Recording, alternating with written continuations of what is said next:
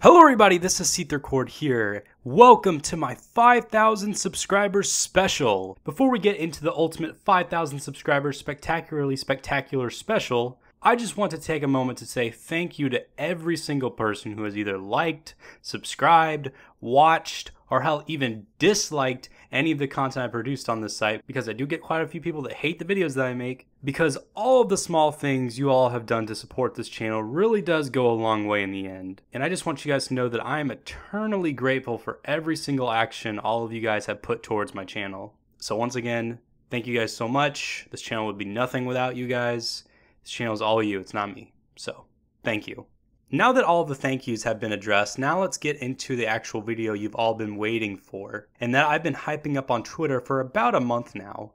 Welcome everyone to my review of Undertale.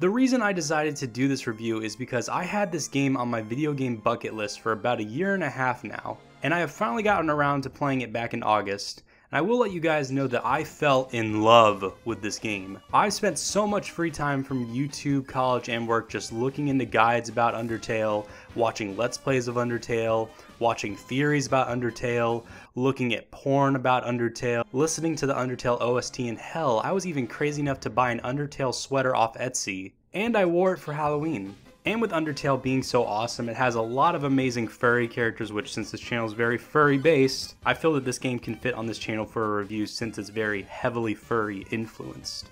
Now, if you want to guys know, this video is not going to be focusing on the actual community of Undertale. It's more going to be focusing on the actual game itself, because I don't want to spend too much time going on about how bad the fan base is, and that's usually because the fan base is mostly made up of 13-year-olds. And there is a lot of content that's produced by the Undertale community that just is atrocious. Hey, we spared him! Let's cheer! Yay! Yay! Yay! Yay! Yay! I'm gonna dance! Dun dun dun dun! Duh! Overall, I really hope this video does well, and that more importantly you guys really enjoy it, because this in no doubt will be the longest and most difficult video that I have ever made, because I want this video to be special for hitting this milestone of 5,000 subscribers. Now, to go back to the video itself, this review will consist of me discussing and critiquing the game in almost its entirety, discussing its story, gameplay, graphics, and music. So with that all out of the way, let's begin the review. Undertale is a game that was released back in 2015. It was developed and created by a man named Toby Fox. He first made his appearance online as a moderator for a site known as Starman.net, which was a fan site for the video game Earthbound released on the Super Nintendo Entertainment System, or as most people refer to it as the SNES or the SNES, back in 1994. Toby Fox first made his appearance into the game developing scene back when he released a Halloween ROM hack for Earthbound entitled Earthbound Halloween Hack back in 2008. He would later go on to creating music for the webcomic Homestuck. Following his musical participation in the comic, he would then go on to releasing a demo for Undertale to the public in 2013. Toby would then start a Kickstarter campaign to help fund a full game for Undertale with a goal of $5,000, which ended up receiving over $50,000 by over 2,400 people. So thanks to dedicated fans of the demo's overwhelming financial support, the game would go on to have a development of nearly 3 years, with the majority of the game being developed by just Toby Fox himself, and be set to be released on PC and Mac OS X in 2015, and with also later being released on Linux,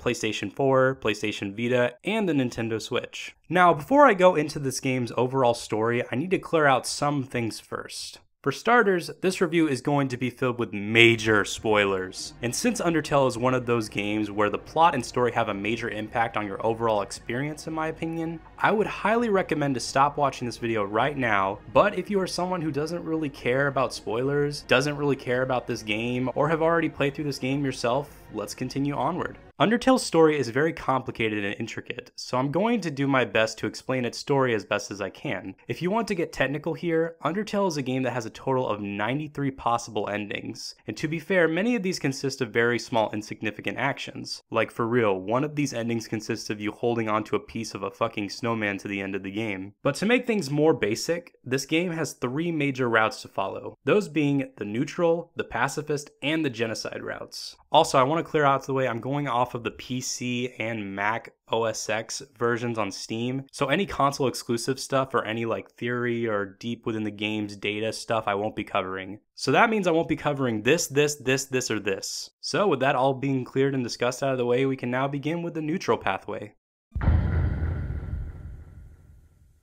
The game opens up with text and drawings explaining the story, this being displayed very similarly to that of the intro to the game The Legend of Zelda: A Link to the Past for the SNES. The story tells of how the world used to live in peace amongst both humans and monsters, until one day a great war broke out between both races and it ended in the humans winning. The humans then created a barrier within a mountain using magic, then placed all of the monsters through the barrier to then be trapped within the underground. Fast forward to one day within the 2010s decade, being indicated as 201X, a small child climbed atop the mountain and fell into an enormous hole within it, passing through the barrier. Now the child is within the underground, beginning our journey. The game opens up to you being asked to give a name to the fallen child, and following that you then begin the game. We begin playing as the small child. When it comes to the gender of this kid, Toby Fox has confirmed that the child does not have a gender. But to me personally, I'll refer to it as a boy because it just looks more like a boy in my opinion. So the kid wakes up on a bed of flowers after falling down a mountain, and once we gain control of him as the playable character, we then move into the next room. The next room we encounter, we see this small flower that introduces itself, referring to itself as Flowey. It then takes us into a tutorial and we gain control of this heart. Flowey then explains that the heart represents our soul. He then throws out friendliness pellets and encourages us to catch them. If we grab one, we take damage and Flowey then makes this creepy ass face. He then tries to kill us. But then out of nowhere, this female goat creature, or as Video Game Donkey would put it. So as you guys can see, this is not a kid's game. I was just saved by a cow from Sesame Street. Appears and saves us from Flowey's wrath. She then guides us out of the mysterious area and then takes us to an area labeled The Ruins. Here she shows us the basics of how to solve certain puzzles and how to interact with certain enemies. She puts us up against a dummy and tells us to run away or spare it. We can either do that, attack it, or give it a hug. She also gets pissed if we attack it, by the way. She then leaves us unattended for a bit because she has some things she has to go and take care of, which doesn't really make that much sense because she's showing so much importance to keeping us safe, referring to the boy as her child, after literally just witnessing a flower try to murder us, and now she's just like, well, BRB. At least she gives us a cell phone, I guess, you know, to stay in touch. But anyways, we use this time alone to interact with other enemies and solve more puzzles. We also run into this ghost character named Napstablook who we fight against. And in the end, no matter what we do, he just runs off in the end. We finally meet back up with Toriel at the end of the ruins, and she looks very worried, regretting leaving us alone. She then takes us inside her house. Inside, she provides us with a room, butterscotch pie, and overall a new place to live. She also states that she set up a curriculum for our education. We then question her and state that we need to go home. She ignores the statement and then runs downstairs, which if you tried to go before asking her, then she makes you go back upstairs. Toriel then warns the boy to go back to his room, but he keeps refusing. Right at the exit, Toriel then says that you can only pass through if you can prove your strength to her. We then go into our first major battle in this game. This is the point where you can either choose to fight against her or instead talk it out. Once you get down to very low health, Toriel then refuses to fight against you anymore. Even if you still fight back, she still refuses to fight you because she just wants to keep you safe, showing her true care for the boy as a mother. So what do? I killed her. I didn't know what else to do, okay? I kept trying to spare her, but nothing else would happen. She then tells me that she underestimated our strength, telling us just to keep moving forward and to not let someone named Asgore take our soul.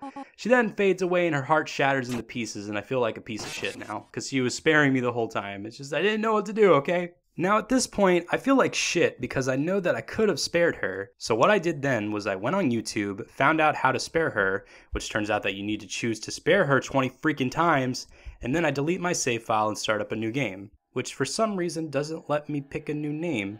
Alright, that's weird, but whatever. I then play through everything again up to the tutorial boss fight, and this time I spare her. She then realizes that I'll be unhappy being stuck down here and understands that I need to get home. She then tells us to not come back, and when she leaves us, she realizes that it's hard for her. We then make our way through the exit down a dark pathway, and then we meet up with Flowey again. He then criticizes us for starting over and says that he's aware of what we did, and saying that he knows that we killed Toriel. What the fuck? Am I being watched? Holy crap, he knows. This flower is more woke than Jaden Smith. He says that you think that you can play God, but you can't, and that in this world it's either kill or be killed.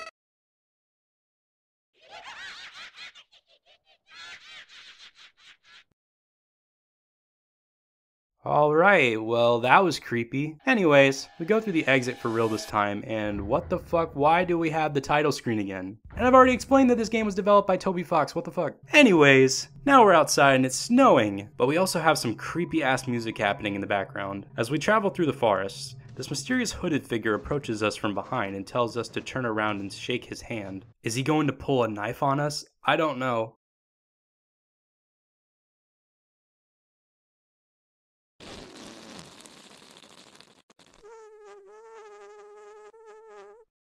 Really?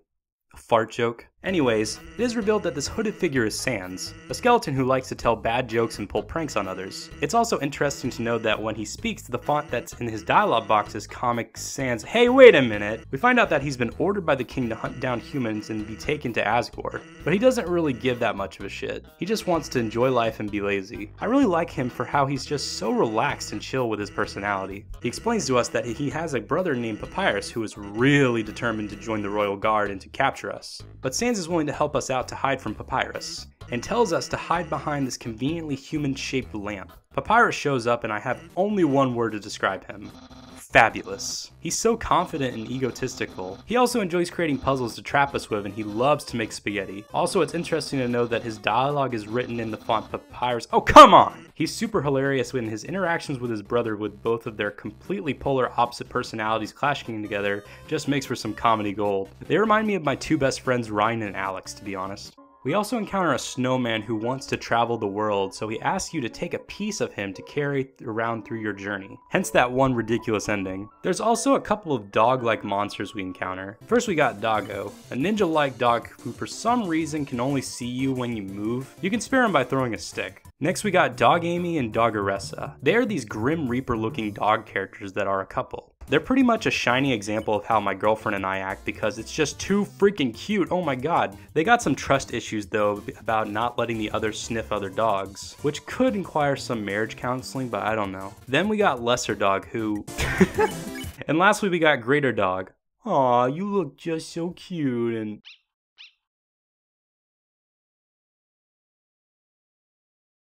Oh shit. After some more wacky puzzles, we finally make it to Snowdon, a snow-covered town in the middle of the forest where Papyrus and Sans live. There's a lot of nice things in this town. There's this purple bunny that runs the shop where you can buy and sell items for your journey. There's a library where you can learn some useful information about the Underground's lore and the concept of souls. Even though it's kind of ironic that the library is there to educate you, but the word library is spelled incorrectly on the sign outside. There's a hotel service you can use to stay the night, and there's a bar called Grillby's you can go to have a bite to eat if you'd like. To progress through the story, you'll need to make your way to the right past Sans and Papyrus's house. Here you'll notice the fog to start taking over your vision. Then you'll encounter Papyrus through the mist. He'll give you a speech on giving up and letting him take you captured. We then enter the next major character battle in this game up against fellow pasta lover Papyrus. He turns our soul blue and now we pretty much have to avoid his attacks using a jumping technique. Papyrus then finally gives up and him and the boy become friends. Papyrus then offers the kid to come by his house at any time he'd like. We make our way to the right and we see Sans again working at his second job and uses the fact that he has more legally required breaks due to having 2 jobs and offers to take the kid to Grillby's, which I must say, Sans, is very wrong of you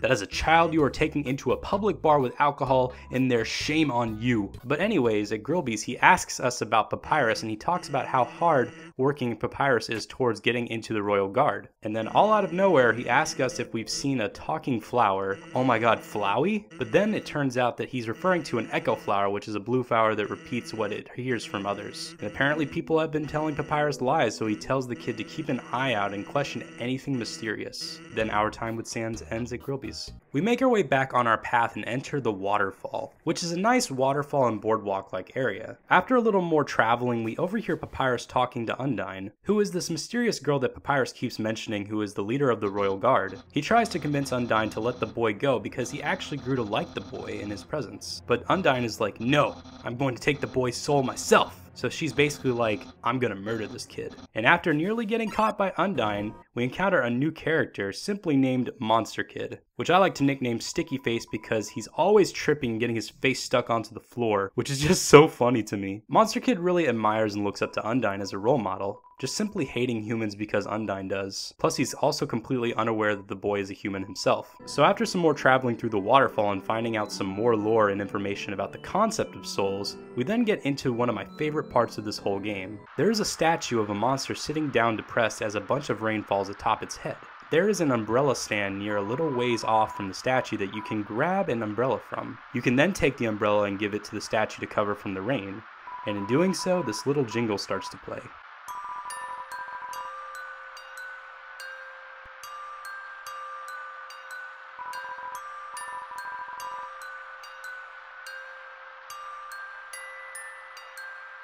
This is a moment in the game that I find to be actually very beautiful because it represents giving help to someone in need while they're at their lowest point. Very touching. This then causes a display of symbols to appear, which then can be used at a piano a little farther down to reveal an area with a priceless artifact. Is it just me, but it looks like a Dragon Ball. Oh my god. But right before we grab it, this annoying dog comes out and snatches it. Which, fun fact, this annoying dog, as it is referred to as in the game, represents Toby Fox himself, which is his persona, so it's confirmed now and it admits that he's a furry! I'm like, I'm gonna pet this dog. But it jumped up and it attacked me. And so I like threw it off me, but I got some of its I got some of its fur in my mouth, and oh boy. Since then I've been feeling some changes. Oh yeah, you wanna go yeah, he's just gonna go backstage and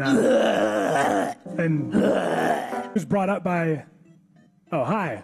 Hi, I'm Toby Fox, creator of Undertale. Toby, you've changed a little. Nope, I'm the same as normal. I'm a dog. Dan, have you played Undertale? No, I haven't gotten to it yet. Dan? Yeah, Toby? Dan? Yeah? Why, Dan? Oh, no. Why? Oh, no. Toby. I'm so cold, Dan. I'm so alone, Dan. Toby, I'm so sorry.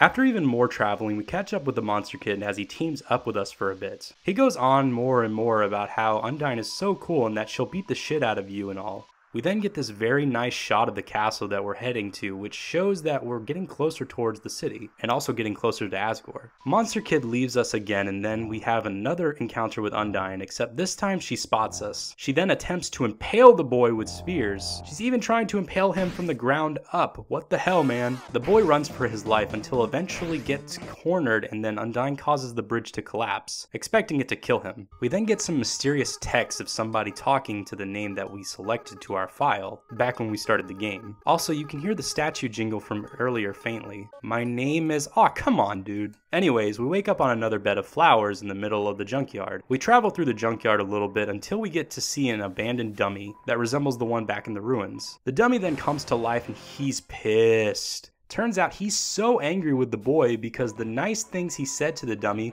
which turns out to be this dummy's cousin, were so horrible that it spooked his cousin right out of his body. We then enter another boss battle, and let me just say that this dummy is insane. He's constantly talking to himself, throwing his own attacks at himself, flying all over the place and just being all around crazy. And then suddenly, out of nowhere, Napstablook shows up and saves the day. Yet he's still being pretty hard on himself. By the way, we haven't seen Napstablook in a while. We should go say hi to him at his house, which is just up ahead. So we're at Napstablook's place now, and he wants the boy to join him for lying on the floor and feeling like garbage for entertainment. Okay, that doesn't seem to be weird or anything. It's all nice and relaxing and what the fuck?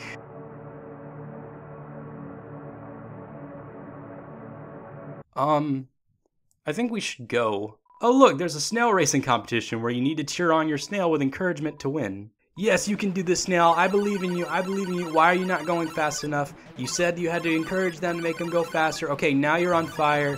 I don't think we're gonna win this. Yeah, you suck. I'm sorry. God, can this game get any weirder?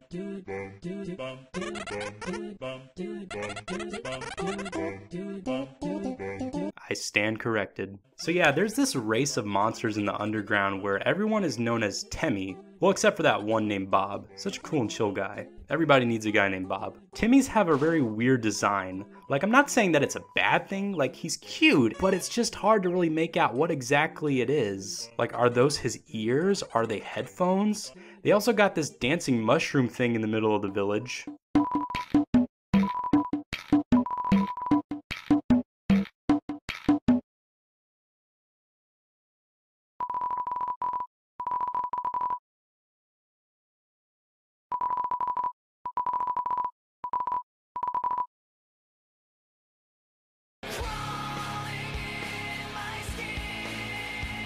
Anyway, we make our way along some more and we see Monster Kid again. This time he's encouraging the boy to be mean because he knows that he's a human. We refuse to, and the kid realizes that there's no point to being bad. But he trips again and he's now dangling off the bridge. But Undine's right there, and what do? We save him. And then he defends us against Undine. That's awesome! Monster Kid then finally decides to go home. Yay, friendship! But then we find out that Undine is still waiting for us to fight. And then we find out that she's a weird fish thing girl monster. Yay! Now we enter the next major boss fight. Now let me just explain something before we continue. I know for this playthrough I've been following the pacifist route, but something really disturbing happens only in the neutral playthrough, and that's when you kill Undine. So when you kill Undine, this happens.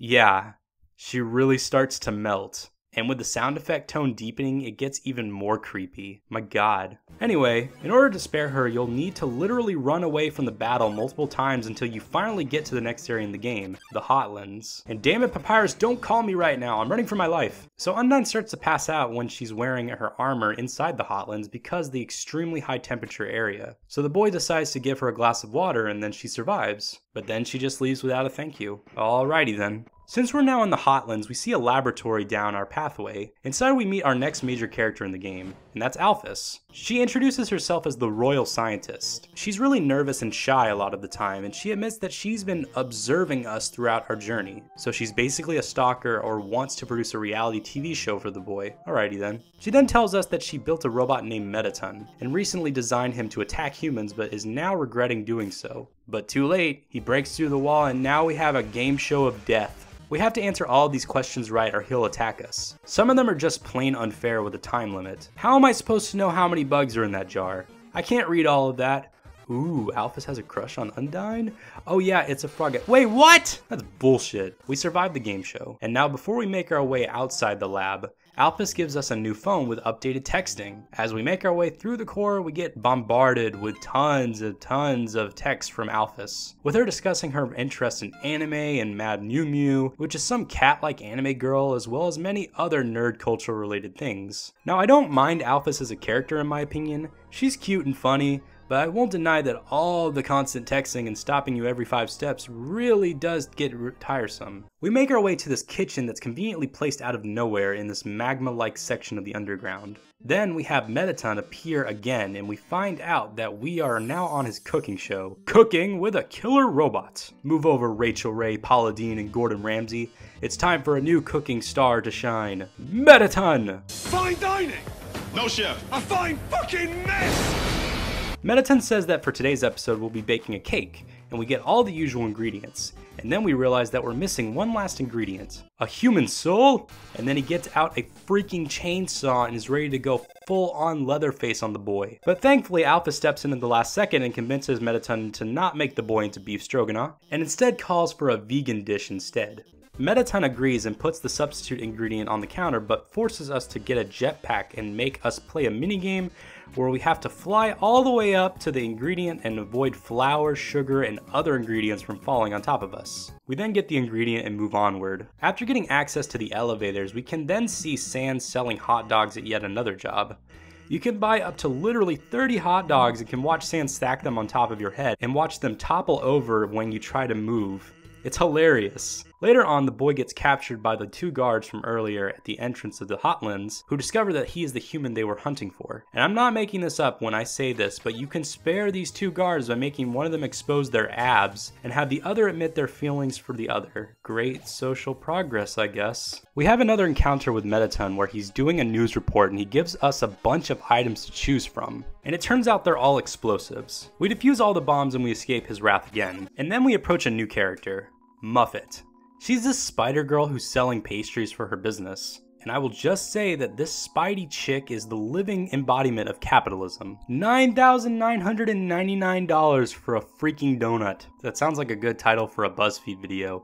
$1 donut versus $9,999 donut. Anyways, the boy says no and then we go inside the spider den, which she then proceeds to tie him up and we get another boss battle. This time, our soul is purple and we have to move it around through spaces with up, down, left, and right. We make it to the end of the boss battle and one of her baby spiders informs her that the boy never harmed a spider before and she just lets him go. Also, this entire boss fight can be skipped if we bought the $9,999 donut, which we can't afford because...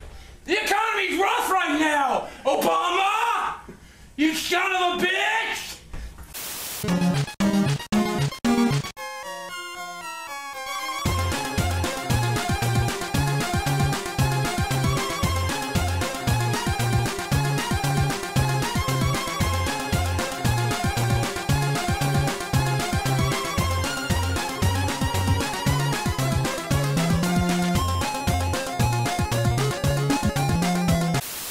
I'm gonna find my Mountain Dew!